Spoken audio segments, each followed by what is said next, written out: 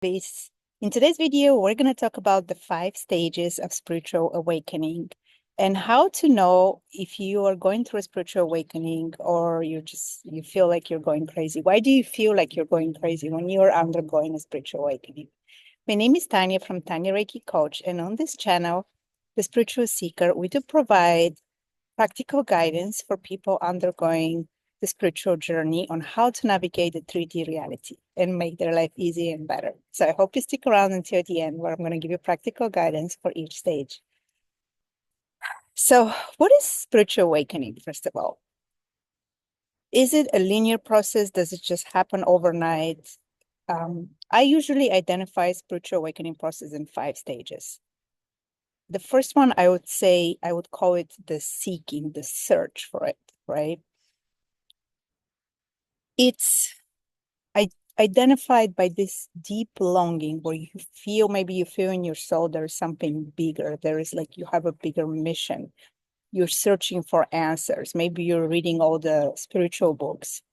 You're trying to go to different courses, right? Like you're looking for your purpose. You are looking, whatever is your day to day does not satisfy you anymore.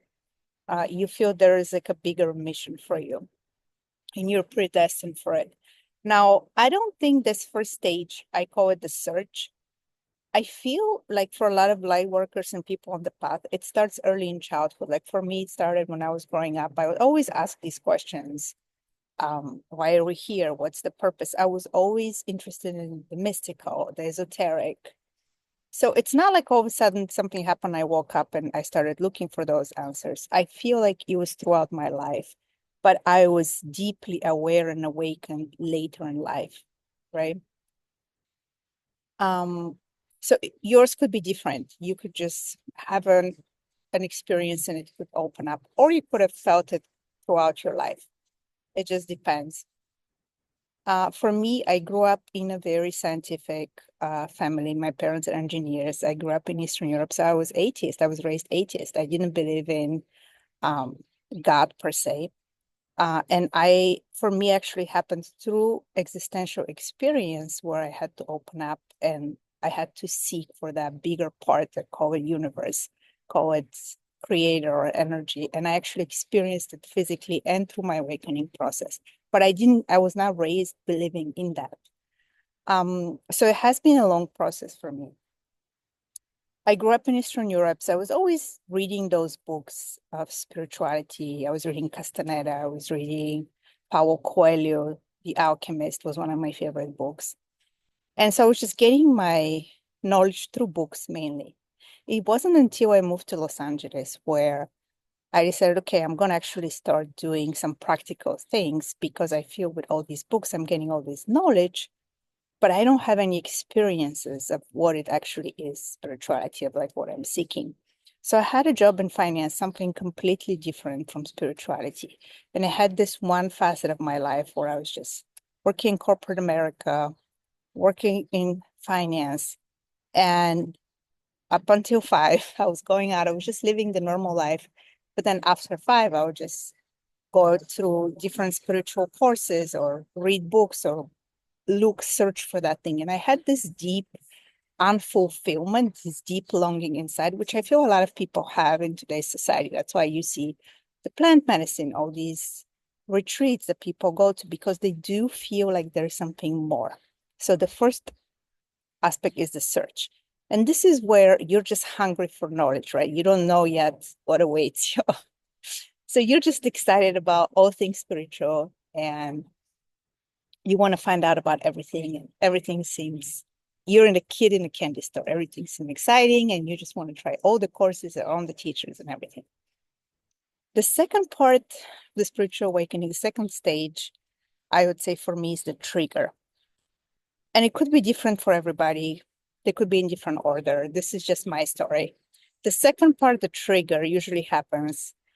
There is a significant event that happens that pretty much completely twists your world, completely like breaks you open, opens your heart, and you just lose that sense of self, whatever you had, and your life could never be the same after that.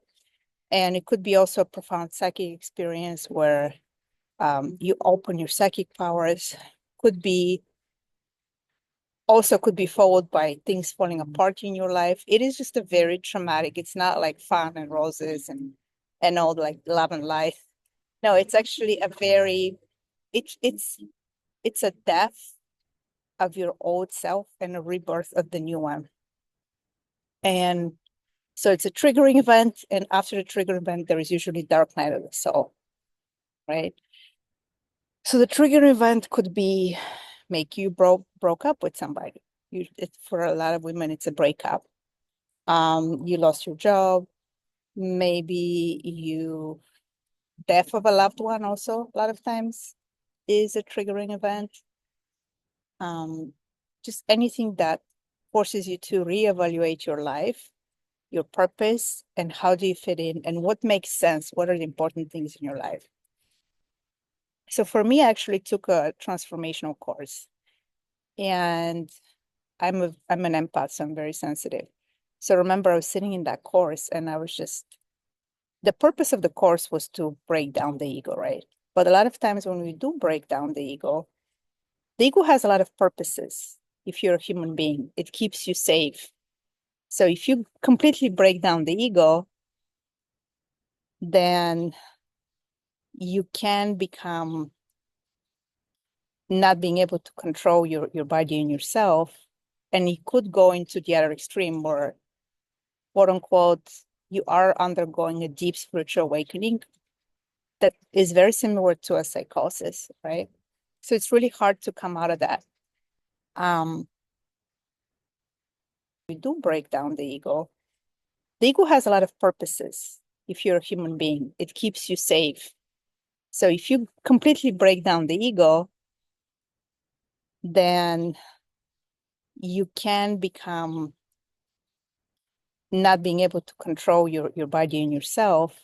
And it could go into the other extreme where, quote unquote, you are undergoing a deep spiritual awakening that is very similar to a psychosis, right? So it's really hard to come out of that. In the old tradition, in the shamanic traditions, they do have a guru that guides you through that process. Somebody that has been through that, right? Because if you're on yourself by yourself in a room, or you're with people that don't know what they're doing, or you're not with people that are professional, it could be very dangerous. It's life-threatening. It is dangerous.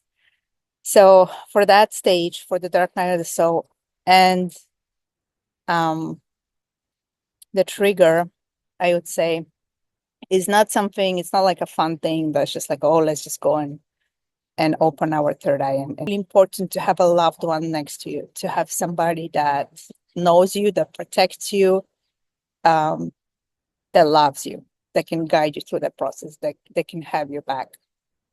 I would say a lot of the very powerful healers during that stage do end up in a hospital. You can get up in a psychic ward and you can get a diagnosis.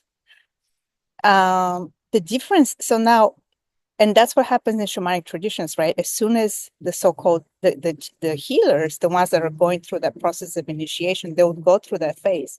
And when they go through that phase, they're taken out of the tribe and they're start being prepared to be that next shaman. In our society, you're probably going to end up in a psychic ward. If you don't have people around you that know the process, they can guide you. I felt, so after I took the transformational course, I remember sitting at home. I was staying with a friend because I didn't want to stay by myself, but I would sit and I would look at the ceiling and I literally my mind was spinning 1,000 miles an hour. And I felt like I couldn't control my thoughts. So it's very similar to psychosis, right? And then I completely lost my sense of self. And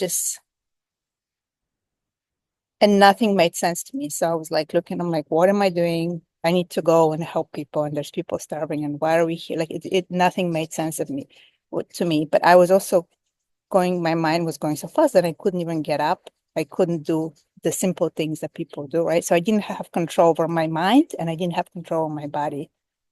And it was the scariest thing I've ever been through. And I couldn't sleep. So that was the third one, right? So it was very similar to a psychosis episode that people go through. And then the vision started. And after I got out, I was so happy that I was actually able to control my mind, control my body. I did not want to hear about spirituality anymore. I was not looking, I was not searching, I was not seeking. Um, and that third stage after the dark night of the soul. So dark night of the soul is like all your fears, all your traumas, everything's coming up to the surface. So it's like a very, very deep purging experience you're going through. And it could be very, very scary. If you just like look in the mirror and don't even see yourself or don't recognize yourself. And it's very lonely. Um, I would say during that stage, the dark night of the soul, the best thing you can do is just have people that love you unconditionally and they have you back. That could really protect you, that would make sure that you come back from that experience, that you're not lost safely, right? The next stage is integration, I call it, right? So you come back from that and you're so tired. Like I think I lost maybe 20, like 15 pounds. Um, you're just exhausted mentally, physically, emotionally, everything. And you just feel like it's hard to go back to your old life, right? Because basically what happens is all the parts of your life that are not true, they're not authentic, will just crumble and fall. And a lot of people just lose everything during that period as well. So it feels like literally your whole world is crumbling. It's not fun. Um, so then the next stage I would say that comes is integration. During that stage, you have to put the pieces back together and heal and exist in the world. In this new version of yourself, right? It's the old, but it's you, but it's not you because now you've shed all those layers. So I would say during that stage, it's just things are very static and you're okay with it being static. You don't want them to be crazy. So you're just like staying low, um, healing, you're integrating. And I would say during that stage, don't push yourself to do anything. Just be patient. Make sure you ground. Going into nature is the best thing you can do because you have to get back into your body. You are out of your body for a long period. So going back into nature is very important. Grounding, really, really important. Yoga, anything that puts you back into your body, very important. I would say this stage, the dark night is so it could also be triggered by when you're really open into a spiritual, like whether it's like you're doing plant medicine or something like that, you could be really open and you could have entities attached to you as well. Or you can be going through spiritual awakening or some kind of process. So that could be also a result.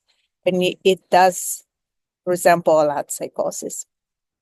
Um, how people in the medical tradition uh, name psychosis, right?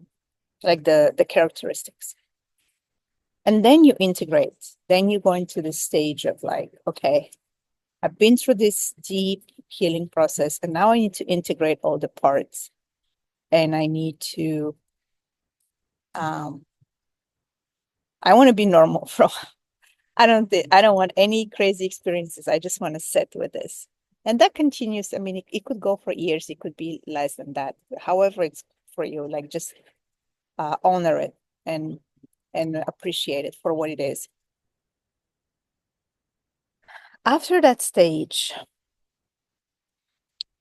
I would say it's another spiritual stage where you are being stretched again. You are being called again now to really kind of what's the next stage? What's your purpose? What are your gifts? Like what are you gonna lead people with, teach them? And that could happen at any stage. Um, before or after, and you could feel also like you're being stretched even more, right? Like all these crazy things are happening to you, and you're going through more courses and you're still on the search. And that, I would say, continues until you kind of are able to merge the two, being on the ground and having your gifts and being in um, communication with your spirit guides or whatever it is, and being able to merge the two worlds and coexisting in that, the balance between your being grounded, being in the body, existing together with your ego, being safe, protected, and also having the spiritual gifts, expressing them and leading and helping other people. And with that comes a lot of discernment, maturity, I would say, caution as well, because you have been through the path. So you know what are some of the risks along the way, and you don't take things for granted. And so, as somebody that has experienced that, the advice that you can give to people that are first starting on the path would be always use discernment, make sure you're safe, make sure you're protected, and make sure when you're on those different stages that you do take care of yourself. And you have people that support you, that can be there to make sure you're okay during each stage. The last stage, I feel, I don't know how long it takes. I don't think it ever ends, right? Like it may have different variations, but it's pretty much tuning into exactly, and those things change, right? Like it's not like you have one gift and there has to always be that gift. It could be like, for me, it started with energy healing, and that transformed into like, then I did Akashic readings and then coaching, and then like moving more into like practical aspects and business guidance and all that combination of all. So I remember when my first stage, right, like of that spiritual path, I was like, I have to find what it is and I have to do it. And there's this bigger purpose, and I'm missing out, right? And I want to open all the third eyes and have all these abilities. And you're just like, ah. And if I could give an advice to me at my early stages of my spiritual awakening, I would just tell myself, just be calm, be patient, trust the process. Don't push yourself. You'll get there. Don't be too hard on yourself. And sometimes we want to be this, we want to have this huge mission. And it's also about what's your day-to-day life, right? How are you helping people in your day-to-day life? And maybe you just said a kind word to somebody and that helped them. And that is part of your purpose. That is part of helping other people. You don't have to be, affecting, maybe it's not about affecting millions of people. Maybe it's just that one day when you help somebody. So yeah, so I would say those are the main stages of spiritual awakening. And it's being in some of those stages is really tough, but know that there is a light at the end of the tunnel when you get on the other side.